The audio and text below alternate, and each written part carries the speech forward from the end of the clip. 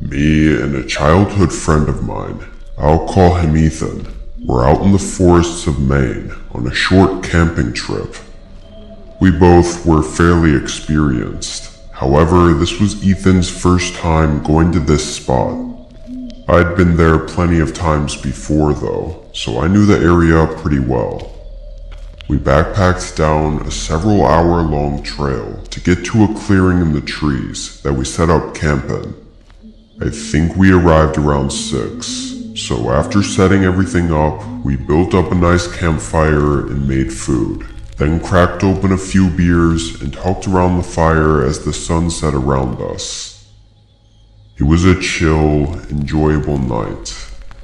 I want to say around 2 hours into the night though, we both heard what we thought was something moving around just outside of our campsite. Like in the darkness, past what our campfire was lighting up. We looked and saw nothing, and for the rest of the night, we heard nothing else. We thought it was probably just a small animal scurrying away. Honestly, if nothing else happened, I never even would have remembered it or thought about it again. That's how insignificant it seemed in the moment. If you're unfamiliar with camping, it might seem strange, but being out here all the time, those kinds of noises happen a lot, and are almost always nothing to worry about. Once we had our couple drinks and started getting tired, we called it a night and poured out the fire, then got in our tents and fell asleep. In the morning, we woke up early, as this spot was good for a reason. That reason is because there was a very secluded, private pond just a half-mile through the woods from the campsite. Nobody knew about it because the trail didn't actually lead to it. It was really nice though, having a mini waterfall and small river running through it. We spent most of our morning there, like a whole 3 or 4 hours. Eventually, we headed back to make food and rest for a bit. I even took a short nap. Again though, around 6 the sun was getting lower, and we hadn't collected any firewood yet for the campfire. Most of the dry sticks lying around the camp we used up last night, so I had to do a little more searching to collect what we needed. Midway through, Ethan said he was going to take a walk around and just explore the other areas, but would pick up whatever he could on his way back. I said sure, and just continued grabbing sticks off the ground. Ethan did this pretty much every time we were out camping. I think he just enjoyed having some time to spend alone and to just take in the nature. Anyway, I got a good amount of firewood and sat back down at the camp, just wasting time until Ethan got back so I could start the fire. The sun got lower and lower, and eventually I just kind of realized it had been a strangely long time since he'd left. Usually he wasn't out this long, and he was experienced enough to know to not be wandering the woods so close to sunset. The only way we had to keep in contact out here, where there's no service, is through our small satellite messengers. We kept them on us at all times in our small waste packs, along with bear spray and other stuff like that. It's usually more of an SOS device, but in situations like this, it came in handy too. I pulled mine out to send him a message, but saw that he'd already sent me one just a few minutes ago. Ethan said he got kinda lost, but happened to stumble back to the pond. I sent a message saying to just stay there and I'll hurry over to lead him back. Being lost, it's always best just to stay put and not risk getting any more lost, and both me and Ethan knew that. So, me knowing the area, I quickly started heading to the pond. At this point, it was really just a race against the sun.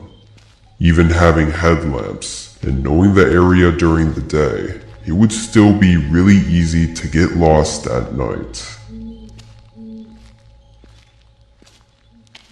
I got about halfway to the pond, maybe 4 or 5 minutes away, when I got another message. I reached into my bag and checked it, assuming it was just going to be him checking in or asking for an ETA. But Ethan sent the words, "I see you." What did he mean, "I see you"? I wasn't even near the pond yet. I stopped and looked around, confused and not seeing him anywhere. I said I wasn't there yet and didn't see him. Slightly worried, I started moving faster, basically running to the pond. I got there quickly, running up to the tree line before the water. Ethan wasn't there. From where I was, I could see the whole tree line around the pond, and he wasn't anywhere around. I felt blood rush from my face and pulled the messenger back out. My last message saying that I didn't see him hadn't been opened. I called out his name, hearing my voice echo through the trees. The sun was nearly gone, and the forest was getting quieter and darker. Maybe he already started heading back, like he somehow remembered the way. I don't know why he would, but where else would he be? With the daylight practically gone, I knew it was safest for me to head back and figure things out from the camp. I didn't start the fire yet, so if I waited too long, I'd never be able to find the campsite in the dark. I began walking, feeling uneasy as I moved through the trees and felt the woods get darker and darker. All I could think about was the ominous last message he sent. "I see you." It was nearly pitch black by the time I was a minute or so from the clearing, but then I saw something. A flickering orange glow right from where the campsite was. As I got closer, I could see that the campfire was lit and someone was standing right by it. I started approaching, feeling a wave of relief, knowing Ethan had made it back safely. But when I got closer, the person suddenly shifted and looked toward me, then sprinted away from the fire and out of the campsite. Heart pumping, I ran up, confused and terrified. That wasn't Ethan. I pulled my messenger back out and started spamming texts. At this point, I was seriously worried and disturbed by what was going on. But just a minute or so later, Ethan came running out of the woods and into the campsite. He had a face of both fear and relief. He immediately said we had to go. I agreed, mentioning the guy I saw by the fire, and him saying it was likely the same guy he saw approaching him by the pond. He said he thought it was me, until he got closer and realized it was someone else. Apparently then, Ethan tried asking if the guy knew how to get back to the trail, but the man didn't respond.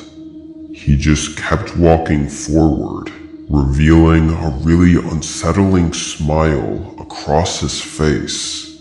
And according to Ethan, something about him looked really off, like his face was uncanny. Something just wasn't normal about it. This sent him into a panic, where he just ran in the direction he thought was most likely toward the campsite, getting lost again, but eventually seeing the fire and going toward it. We packed and left. The hike back was unnerving to say the least, but we did manage to get to our car and leave. This event made me rethink back on the whole camping trip, remembering the movement we heard outside of our camp on the first night, and just putting all the pieces together. Likely, the man that was out there was watching us the whole time, waiting for one of us to be alone. Even just thinking about his presence outside of our campsite as we were talking, sleeping, and everything, completely unknown to us, is extremely disturbing. We still talk about that camping trip every now and again, but never plan to go back to those woods.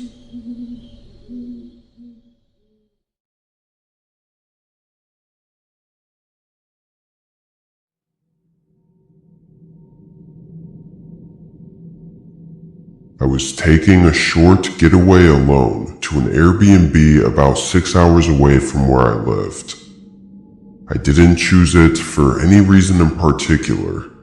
I just opened the map on Airbnb and looked for something cheap and somewhat isolated in a smaller town, just so I could get out of the city and enjoy some quiet for a few days.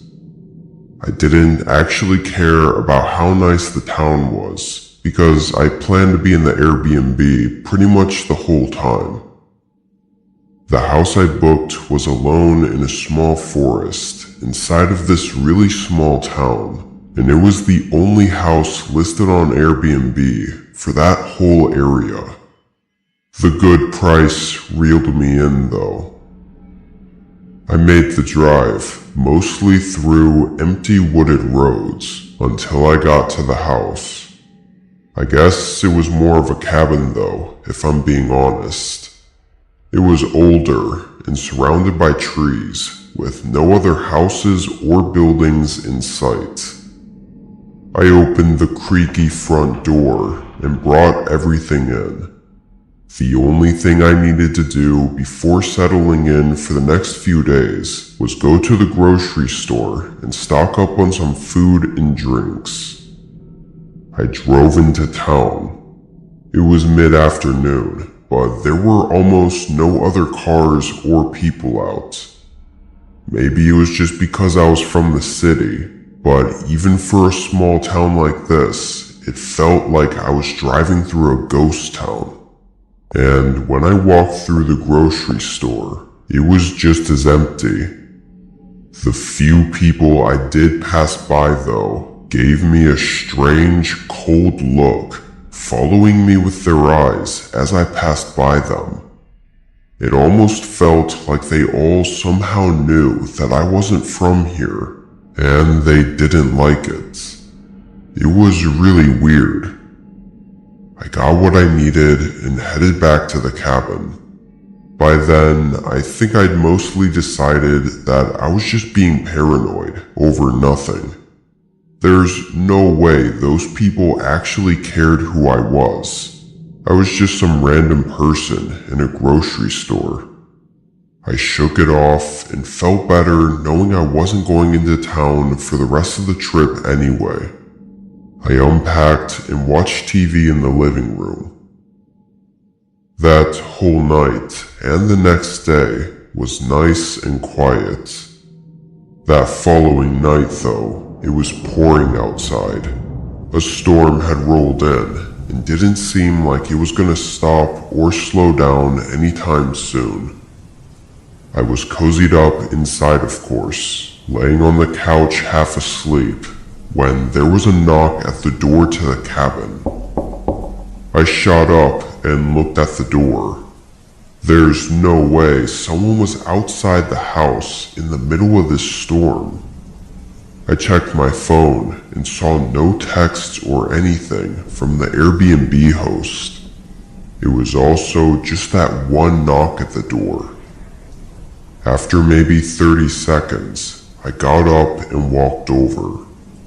When I looked out, I didn't see anyone, although it was really dark and there was no porch light.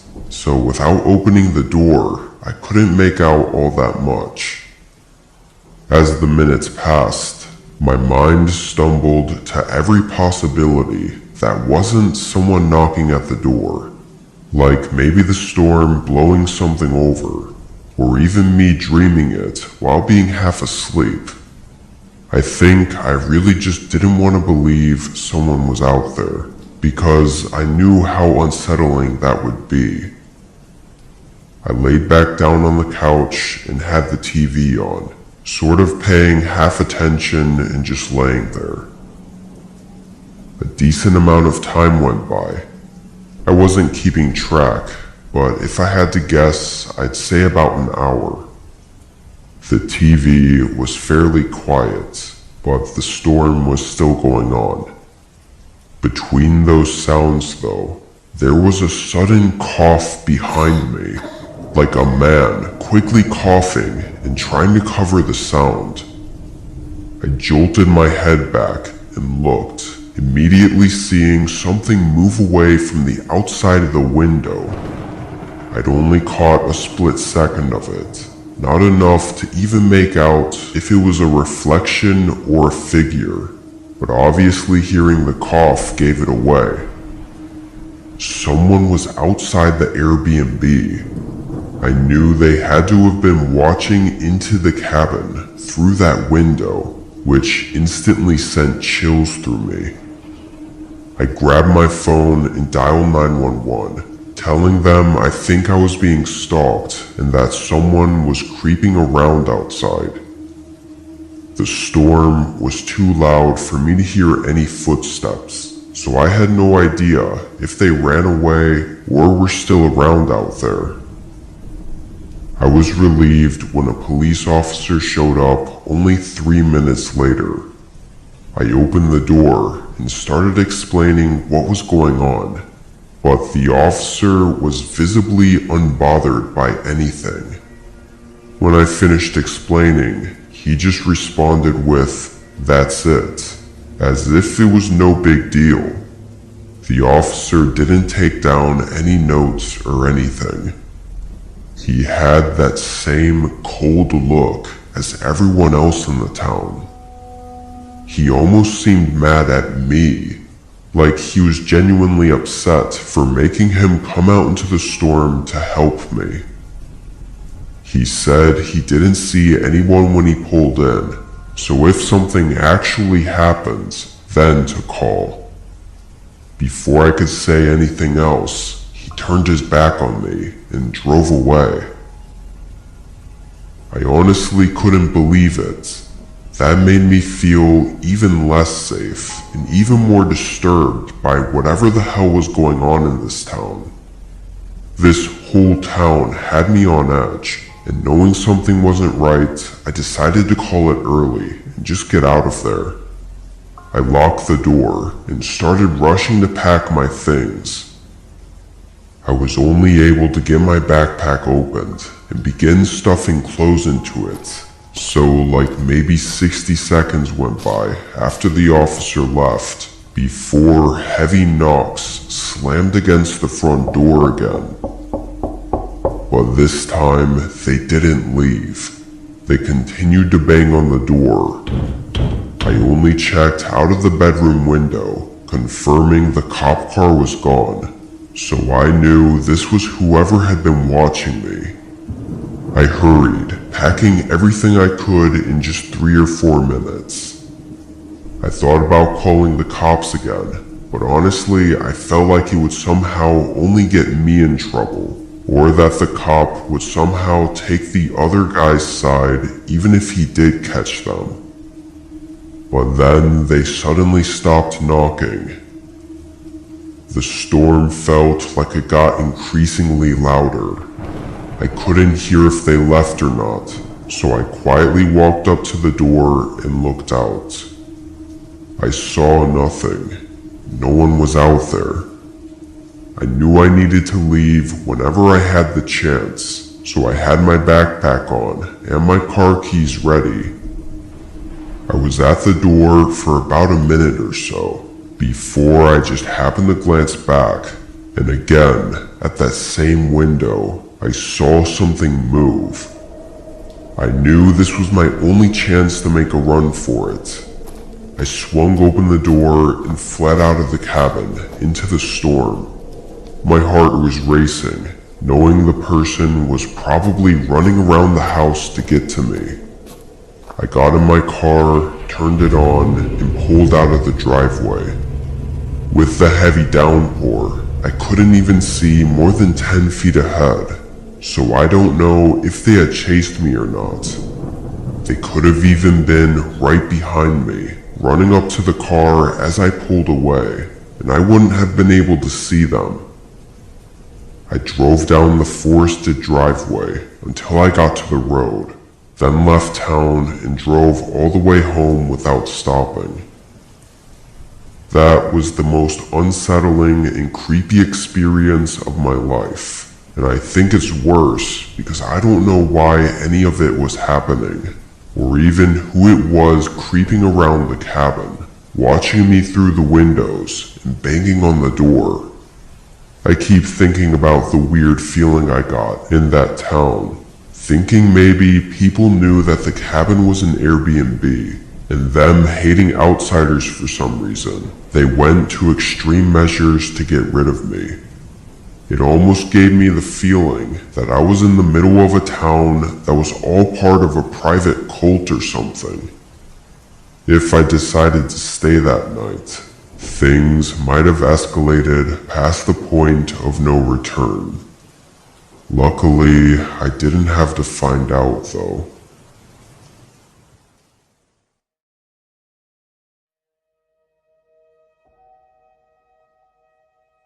This was just 7 or 8 months ago. My friend Josh was a buddy of mine that I'd been close friends with since senior year of college, so about 3 years at the time. We were really close that last year of college, but due to jobs and everything after college, I ended up moving to a city about 3 hours away from him.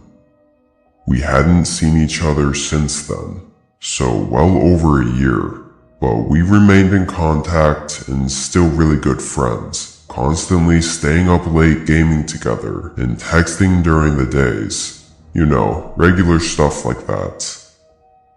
But on a Thursday, kind of out of the blue, he called me saying his girlfriend was gone for the weekend and asking if I wanted to hang out and spend the weekend at his place. Weirdly, on the call, he sounded like he just woke up, or was really tired or something. But whatever, I had no plans that weekend, and hadn't had a chance to see him for a long time, so I said I'd be there. I spent that night packing, and on Friday morning, I drove down there. The drive took up most of my day, because I had to make a couple stops to pick up some drinks and whatnot. But at 4:30, I made it to his house. This place, Josh and his girlfriend of 4 or 5 years had rushed to buy right out of college. They both already had jobs and everything, and the house was super cheap. Old for sure, but cheap nonetheless. It was kinda trashy and out in the middle of nowhere, 30 minutes from the college we went to. Not really in a neighborhood or anything. I went up and knocked on the door. Then knocked again. I think I was waiting outside for a whole 5 minutes before he finally answered the door and invited me in. Immediately, I noticed how different he looked. He had this really tired expression covering his face. He usually had a ton of energy, so this was kinda strange. I thought maybe he was just having an off day or something though. We hung out and played some Xbox for a bit, and having a few drinks, mostly just catching up and hanging out like we used to. Still, Josh was noticeably a lot different than he was just a year ago, or even when we'd game online. In person now, he acted like a completely different person altogether. Honestly, it kind of felt like he didn't even want to be hanging out with me. Again, I thought he had to have just been having an unusual day. I mean, we all have them. But as it got later, and before drinking too much, I threw it out there that maybe we should just hit the hay early. Go to bed now so we could be re-energized for the whole day tomorrow. But through his droopy eyes and tired, gravelly voice, he said we should stay up tonight. It seemed like he was barely even able to stay awake, so this was getting really weird. And the more I said that we should just go to bed, the more pushy about it he got. I agreed to hang out for another 30-ish minutes, but during that time, it was really awkward. He was clearly too tired to even hold a conversation, so most of the time we were just sitting there in silence, occasionally sipping on our beverages. It honestly felt really uncomfortable, like I wasn't even sitting in the same room as one of my friends. I wondered how this was even the same friend I once knew and hung out with all the time. And why was he only acting like this in person? I tried asking what he'd been up to and how everything's been, but he avoided any questions like that. Eventually, I said I had to get some sleep, and even though he tried pushing me to stay up, I refused. I was pretty worried about him, and a little creeped out to be honest, but hoped things would be more normal tomorrow. I went into the spare bedroom to get ready for bed, but something was off about it. The whole room was empty. There was not a single thing in there, aside from the small bed against the wall. And just as strange, it looked brand new, like it was bought specifically for me coming over. By now, I was beginning to consider that I was overthinking everything. Still, I really just wanted to make sure Josh was okay, so I sent a text to his girlfriend. Like I said, they'd been together for 5 years, and we all hung out together a few times during college, but I didn't really know her that well. I only waited a couple of minutes before she responded. All I'd said was that Josh was acting a little weird and seemed out of it, so I asked if she noticed anything recently as well, or if she might have known why he was like this right now. She said that they've been broken up and that she'd moved out 4 months ago and had no idea what I was talking about. What? I was actually in shock. Why did he lie about her just being gone for the weekend? And why'd he have me come over so suddenly now and not months ago? Things weren't adding up. It still didn't explain why he was acting so strange, and only made me feel like I couldn't trust him even more, making the whole thing more unsettling. Not wanting to sleep without getting answers, I turned back toward the door to leave the room, but froze in place. I could see a shadow standing right behind the door. After a second, he moved away. I felt my heart start racing a bit as I moved closer to the door and listened, then opened it, stepping into the hallway and closing the door behind me. I saw the door to his bedroom was open, and I could hear him moving around in there. All the lights in the house were off now, but right away, I noticed something on the backside of the door that wasn't there before. It was a mount, like one side screwed into the wall and the other into the door. He had to have just done this, probably hand screwing it in as I was in the room trying to figure out what was going on.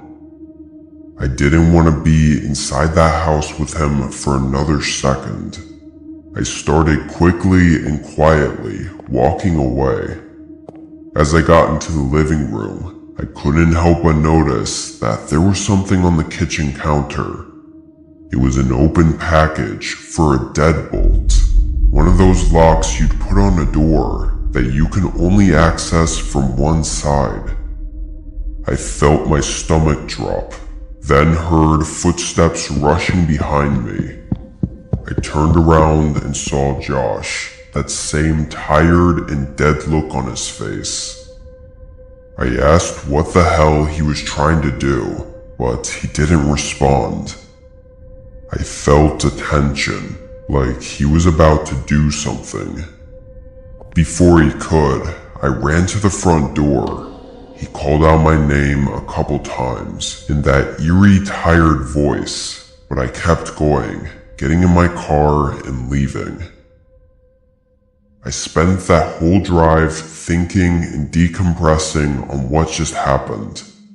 By the time I got home, Josh had blocked me on everything, which made me more sure that what he was doing was something awful.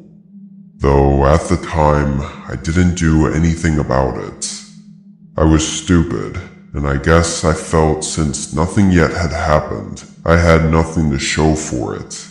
And having been close to him for 3 years, it was hard for me to turn him in. I still just can't understand why he was trying to lock me inside that room though, or even what his plan really was. It's crazy how I'd known him for 3 years, and yet it feels like maybe I never really knew him. I'm just glad I got out of it when I did.